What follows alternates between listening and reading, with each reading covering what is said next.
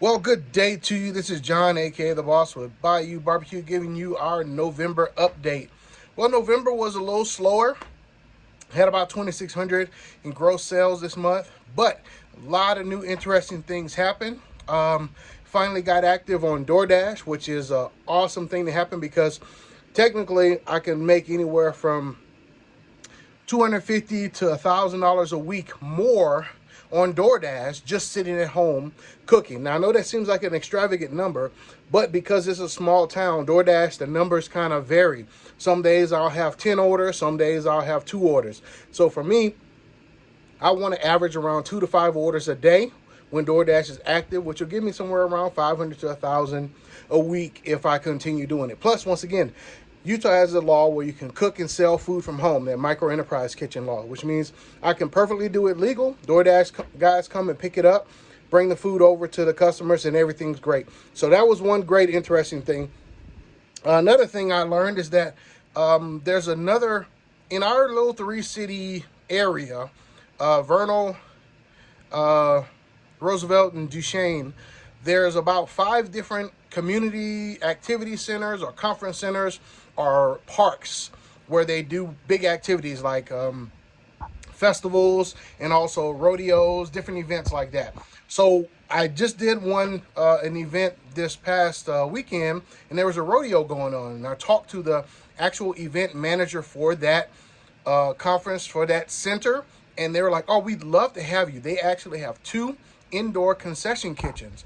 That's what I'm actually going to start pushing towards a little bit more. So going into next year, I'm going to be trying to get more into concessions instead of just outside vending. Now, of course, for the events, regular festivals and stuff, I'd like to still be out there. But for the indoor type events like rodeos, those things, being a concessionaire in there is killer. You're talking about $2,000 to $4,000 a day sitting around in there with those people, and that's just on a regular slow crowd.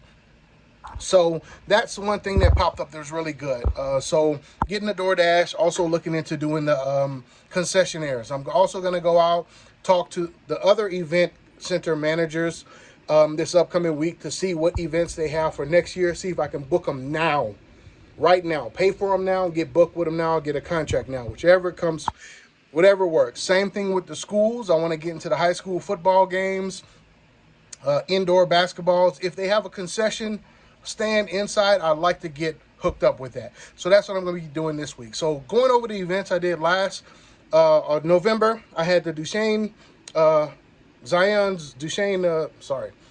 the luncheon in Duchesne for a bank there. Zion's Bank had their 150th anniversary. So I went over there and sold food for them, and they prepaid for 100 meals, and I had a good day. The actual next day, I went out to Lowe's, to their parking lot to feed their employees. Not too many employees came out, but I still did pretty good that day. I went over and did the Santa's workshop the 24th and 25th of November here in my town. That was pretty good. Once again, another 1,000+ weekend, which was really great.